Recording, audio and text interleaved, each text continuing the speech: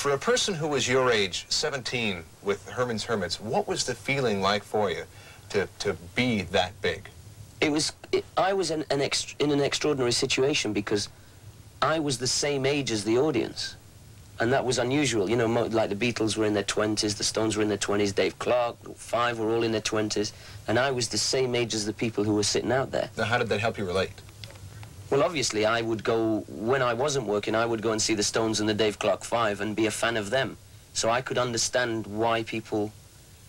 Do you understand? I could be a fan as well, whereas the Stones and people like that were already too cool. They were older, you know. By the time I was 22, I was cool, you know. I didn't get off so easily on bands. The people my age took me seriously, but the people who were older than me thought that I was the original teeny bop star, you know. I was always the front page of 16 magazine before all those other people came along. I did all the teen magazine stuff when it first started. You know, before that it was Fabian and Ed Burns and all those people. Suddenly the English-British invasion thing came along, and I was the perfect teen fodder. So the older people thought that I was a wimp.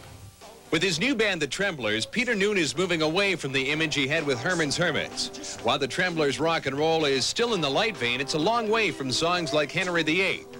But even though the Hermits were branded as a British kind of 60s pop music, Peter told me they drew most of their influences from American rock and roll. Like the first record we ever did, Herman's Hermits, the first album we made, they called it a British Invasion album, but 11 of the 12 songs were American songs. It was I'm Into Something Good, Carole King, Heartbeat, which was Buddy Holly and Norman Petty, Mother-in-Law, Ernie K. Doe, what else? Wonderful World was Sam Cooke, Silhouettes was The Rays, Frank Slade Jr. They were all American songs. And suddenly, Americans discovered those songs through a British band, which was very bizarre for us, because we thought in England, our first record was reviewed as being an American sound. They called us a British surf band. And then we came to America and we were the British Invasion. And it was like strange. A lot of people cite people like The Who and Led Zeppelin, the Beatles as influences, but at one point, The Who opened for you when you were playing here in Toronto.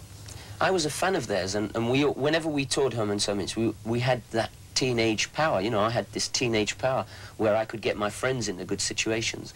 And The Who, I watched their career grow in England. We used to do TV shows together, and I used to hang out a lot with Keith and Pete. And what happened was that they weren't breaking in America. So, and the same with the Animals. We brought the Animals and the Hollies. Every tour we would bring a new English band. And The Who came on tour, and we let them break our gear. And they broke in America because of Herman's Hermits. They'll tell you that. You know, their first American tour, they played to, let's think we did 80 days.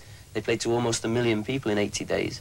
And some of those 1 million people started calling radio stations asking for Who records. Do you remember that first concert that you played in Toronto when The Who opened for you? Sure, I do. How did the audience take The Who at that point? Because they were all there to see the pop sound of Herman's Hermits, and out comes Townsend and suddenly goes crazy. People didn't know how to react. It was the first time they'd ever seen that. You see, in England it had been going on for a long time. That kind of mod thing had been going on. People didn't know how to react to that when the bombs went off and the drums got smashed. People kind of went... And The Who thought, you know, like you always think when you're an opening act that you're going to destroy the top of the bill. But they didn't realise that we'd had 20 hits that people wanted to hear. And it happened to me. The Tremblers did, before our record came out, we were lucky because Brian Wilson got us on a Beach Boys tour. And Bruce Johnston got us on a Beach Boys tour. And we were unknown. We were announced as the Tremblers, and we did 11 songs that nobody had ever heard. And we had some success, but obviously 99.9999% of the people in the audience came to hear Beach Boys singing Fun, Fun, Fun and Good Vibrations. And here's this band playing 11 songs they've never heard. And it was the same for The Who. So now I know how The Who felt. It was kind of tough for them. It was a tough tour for them because we were so famous at the time. If I could just get into a little bit of Herman's Hermits trivia. John Paul Jones and Jimmy Page, who went on to play with Led Zeppelin, did a lot of work on Herman's Hermit songs, didn't they? Lots and lots of work. Well, more John Paul Jones. Jimmy Page only played on 2. I think he played on Wonderful World and Silhouettes. And John Paul Jones was there right until the end. He played on everything. He even arranged all the songs. He did the soundtrack for a movie that we did, Mrs. Brown, You Got a Lovely Daughter. I mean, he was really instrumental in the band.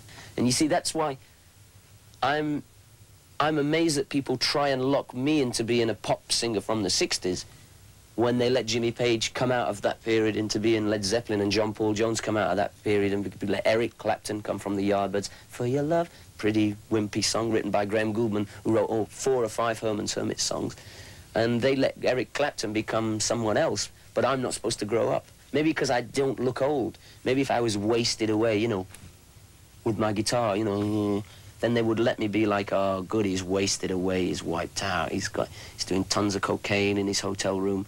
That means he's hip now. But then you wouldn't be the person that you are today. Well, I'm not going to change it. I don't compromise. That's why the Tremblers album, I wrote the songs and I produced it, and I arranged who would play on the record and got friends in there for their influences, because that way you don't compromise. You know, I wanted it to be as I wanted it to be. And luckily I got a band who helped me to get what I want.